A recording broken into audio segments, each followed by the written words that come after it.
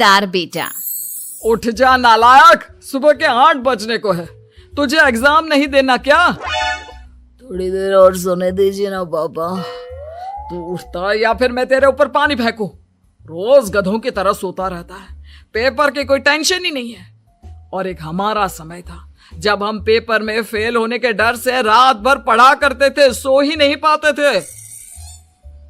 तो क्या अब आप उसका बदला मुझसे लेंगे? मैं 15 मिनट बाद उठ जाऊंगा, आप प्लीज जाइए, मुझे डिस्टर्ब मत कीजिए। इतना कहकर रौनक रजाई ढककर फिर से सो जाता है। तू ऐसा नहीं मानेगा, रुक मैं अभी पानी लेकर आता हूं। बस फिर क्या था, इतना कहकर वो भागते हुए बाथरूम में जाते हैं और पानी की एक बड़ी सी बाल्टी लाकर रौनक के ऊपर फेंक देते हैं। पानी पड़ते ही रौनक झट से उठ जाता है। ये आपने क्या किया पापा? अब तो उठेगा नहीं तो यही करना पड़ेगा ना।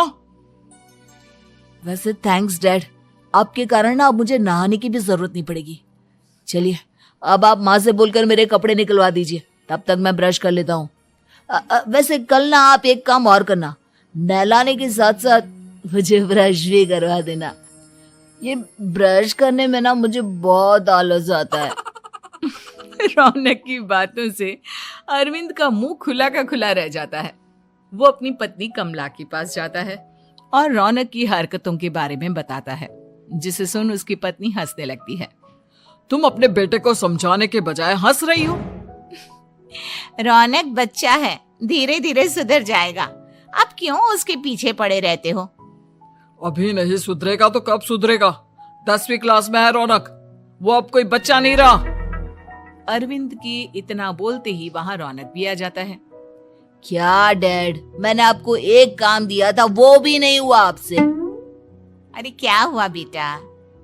माँ, मैंने डैड से बोला था कि वो आपको बोलकर मेरे स्कूल की यूनिफॉर्म निकाल दे, लेकिन मेरे पीछे पड़ने के अलावा इनसे एक काम ढंग से नहीं होता। देख रही हो कमला, देख रही हो अपने लाडले को? अरे आप चुप रहिए जी। चलो बेटा, मैं तुम्हें कपड़े निकाल कर दे देती हूँ। बस ऐसे ही साल पर साल बीतते जाते हैं, लेकिन रौनक के रवैये में कोई बदलाव नहीं आता। वो पहले से भी ज्यादा आलसी और पूरी तरह अपने माता पिता पर निर्भर हो जाता है। 2 साल बाद पता नहीं कहाँ गायब रहता है पूरे दिन, अब तक तो आ जाना चाहिए था। अरे आप इतनी फिक्र क्यों कर रहे हैं उसकी? दोस्तों के साथ खेल रहा होगा, आ जाएगा अभी। ये कोई टाइम है खेलने का? 10 बजने वाले हैं, इतनी रात में कौन खेलता है? कमला कुछ कहती उससे पहले ही रौनक वहां आ जाता है। मम्मी जल्दी से खाना लगा दो, बहुत भूख लग रही है। तुम्हें तब तक खाना नहीं मिलेगा जब तक तुम बता नहीं देते कि इतनी रात गए कहां से आ रहे हो। ओ प्लीज डैड, अब आप एसी पे प्रद्युमन बनकर मेरे सर पर बंदूक लेकर मत बैठ जाना। अपनी फालतू की बकवास बंद कर और बता कहां से आ रहा है।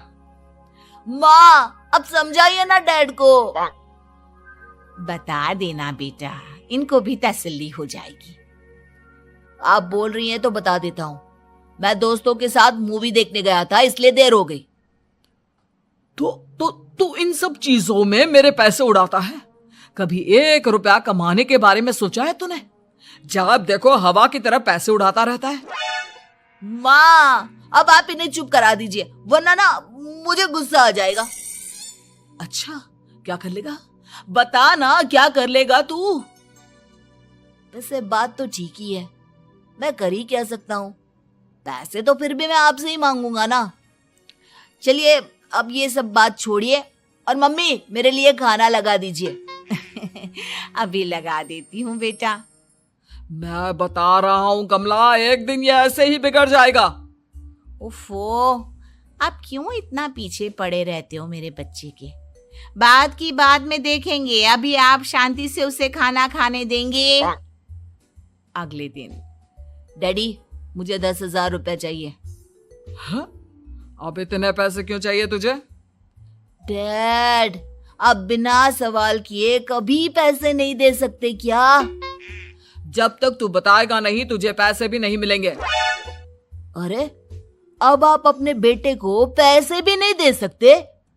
नालायक, तेरी उम्र के लोग नौकरी करते हैं और एक तू है जो नौकरी करने का नाम ही नहीं लेता कभी। आप लोगों के होते हुए भला मैं नौकरी क्यों करूं? अरे हम कब तक पैसे देंगे तुझे? तुझे भी तो अपने पैरों पर खड़ा होना होगा ना। कौन सा उधार के पैरों पर खड़ा हूं? अपने ही तो पैरों पर खड़ा हूं मैं। इसी तरह रौनक दिन प्रतिदिन लापरवाह होता जाता है। उसकी लापरवाही को देखते हुए अरविंद और कमला अपने बेटे की शादी कराने का फैसला लेते हैं और 1 महीने के अंदर अंदर ही रौनक की शादी मेघा नाम की लड़की से करा देते हैं। शादी के कुछ दिन बाद, रौनक, मुझे एक अच्छी सी साड़ी चाहिए, आप ला दोगे ना? हाँ, क्यों नहीं। कितने तक की आती है साड़ी? यही करीब 5,000 तक की। तुम चिंता मत करो, मैं आज ही डैडी से पैसे मांगकर तुम्हारे लिए साड़ी ले आऊंगा।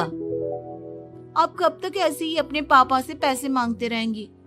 कोई अच्छी सी नौकरी क्यों नहीं कर लेते आप? अरे डैड के होते हुए मुझे नौकरी करने की जरूरत ही क्या है? पर आप ऐसे कब तक उनसे पैसे मांगते रहेंगे? कुछ आपको अपने दम पर भी तो करना होगा ना। अब तुम भी बाकी लोगों की तरह मुझे ज्ञान देना शुरू मत कर देना। साड़ी चाहिए ना तुम्हें, मिल जाएगी बस। इतना कहकर रौनक अपने पिता से पैसे मांगने चला जाता है।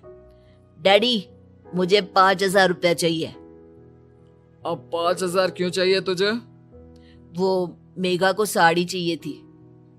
अरविंद आगे बिना कुछ कहे चुपचाप उसे पैसे निकाल कर दे देता है।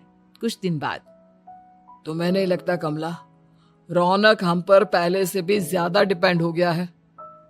मुझे तो अब उसके भविष्य की चिंता होने लगी है। कल को हमें कुछ हो गया तो वो क्या करेगा? काश तुमने पहले ये सोच लिया होता तो आज हमारा बेटा इतना लापरवाह नहीं होता। तब मुझे कहाँ पता था कि मेरा लाड़ प्यार उसे इतना बिगाड़ देगा कि वो इस हद तक लापरवाह बन जाएगा। कोई बात नहीं, अभी भी देर नहीं हुई। मुझे पता है उसे कैसे सुधारा जा सकता है। कैसे? अरविंद कुछ कहता उससे पहले रौनक वहां आ जाता है और पैसों के लिए हाथ फैलाने लगता है। डैड, मैं और मेघा बाहर घूमने जाना चाहते हैं। अरे वाह, ये आज सूरज कहाँ से निकला है? Dad please. अच्छा चलो अब मुद्दे की बात करो। मुझे अब 25,000 चाहिए। अब तुम्हें 1 रुपया भी नहीं मिलने वाला। अगर तुम्हें पैसों की इतनी ही जरूरत है तो कोई ढंग की नौकरी कर लो। मम्मी, आप कुछ कहिए ना डैड को। बेटा, वो गलत क्या बोल रहे हैं? ये सब हम तेरे भले के लिए ही तो कर रहे हैं। मम्मा, मैंने बताया ना आपको, मुझे नहीं करनी कोई जॉब वॉब। तो ठीक है, निकल जाओ हमारे घर से। तुम्हारे जैसे लोगों के लिए मैंने ये घर खड़ा नहीं किया है। जितना ये घर आपका है ना, उतना ही मेरा भी है। मैं कहीं नहीं जाने वाला। जाना तो पड़ेगा ही तुझे, क्योंकि अब मैं तेरा कोई भी खर्चा नहीं उठाने वाला। ठीक है, मत उठाइए मेरा खर्चा, मैं अपने दम पर भी जी सकता हूँ। तो बेशर्मों की तरह अब तक यहाँ क्यों खड़ा है? अपना सामान ले और निकल जाए यहाँ से। रौनक पैर पटकते हुए वहां से चला जाता है। घर से निकालना जरूरी है क्या उसे? बिना पैसों के कौन रखेगा उसे किराए पर? अगर उसका भविष्य सुधारना है तो हमें अपने दिल पर पत्थर रखकर ये कदम उठाना ही होगा। दोनों बात कर रहे होते हैं कि रौनक अपनी पत्नी के साथ एक बड़ा सा बैग लेकर घर से निकल जाता है, लेकिन घर से बाहर उसे कोई भी मुफ्त में अपने घर किराए पर नहीं रखता। अंत में थक हार कर वो फिर से अपने घर चला जाता है। क्या हुआ? थोड़ी देर पहले तो दहाड़ते हुए घर से निकला था, अब क्या हुआ? नहीं रखा ना किसी ने तुझे किराए पर? डैड प्लीज, मैं कुछ दिनों में कोई अच्छी सी नौकरी शुरू कर दूंगा। आप तब तक तो हमें रख लीजिए प्लीज। सुबह से रात हो चुकी है लेकिन कोई हमें रखने को राजी नहीं है। अब आप ही बताइए, इतनी रात को मैं मेघा को लेकर कहाँ जाऊंगा? ठीक है, बहू की वजह से मैं तुझे घर पर रख रहा हूँ, लेकिन तू इस घर में एक बेटे की नहीं बल्कि एक किराएदार की हैसियत से रहेगा। 3 महीने है तेरे पास। इन 3 महीनों के अंदर अंदर मुझे तेरी पहली तनख्वाह हाथ में चाहिए, समझ गया? पक्का डैड, इन 3 महीनों के अंदर अंदर तो कोई बढ़िया सी नौकरी ढूंढ ही लूंगा मैं। ऐसे ही धीरे धीरे समय बीतने लगता है और अरविंद के दिए 3 महीनों में से 2 महीने बीत चुके होते हैं। पापा जी ने हमें 3 महीने दिए थे, जिसमें से 2 महीने तो बीत चुके हैं। अब ये आखिरी महीना बचा है। अरे तुम चिंता मत करो, आज मेरा ना 2 जगह इंटरव्यू है, दोनों में से कहीं ना कहीं तो जॉब लग ही जाएगी। अच्छा, all the best. Raunak interview के लिए निकल जाता है, जिसके बाद शाम में रौनक घर आता है। कैसा गया इंटरव्यू? आपकी नौकरी लगी या नहीं? अरे पहले सांस तो ले लेने दो अच्छे से। बताइए ना, मुझसे तो जरा भी इंतजार नहीं हो रहा है। वो दरअसल बात यह है कि मेरी नौकरी तो लग चुकी है, लेकिन पैसे बहुत कम है। कितने पैसे हैं? 15,000।